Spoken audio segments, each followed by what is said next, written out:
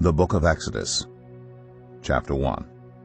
These are the names of the sons of Israel who went to Egypt with Jacob, each with his family: Reuben, Simeon, Levi, and Judah, Issachar, Zebulun, and Benjamin, Dan and Naphtali, Gad and Asher.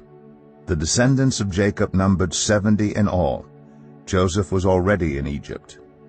Now Joseph and all his brothers and all that generation died. But the Israelites were exceedingly fruitful. They multiplied greatly, increased in numbers, and became so numerous that the land was filled with them.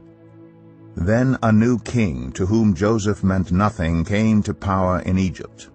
"Look," he said to his people, "the Israelites have become far too numerous for us. Come, we must deal shrewdly with them, or they will become even more numerous, and if war breaks out, will join our enemies, fight against us, and leave the country."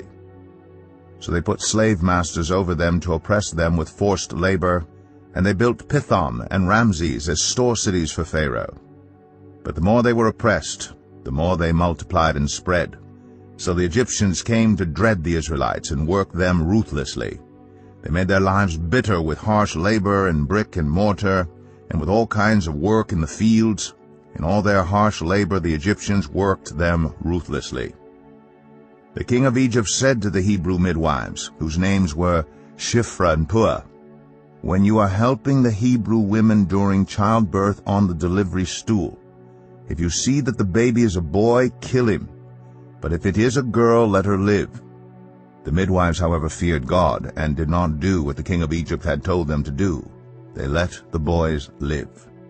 Then the king of Egypt summoned the midwives and asked them, "Why have you done this? Why have you let the boys live?" The midwives answered Pharaoh, "Hebrew women are not like Egyptian women. They are vigorous and give birth before the midwives arrive." So God was kind to the midwives, and the people increased and became even more numerous. And because the midwives feared God, he gave them families of their own. Then Pharaoh gave this order to all his people: "Every Hebrew boy that is born you must throw into the Nile, but let every girl live."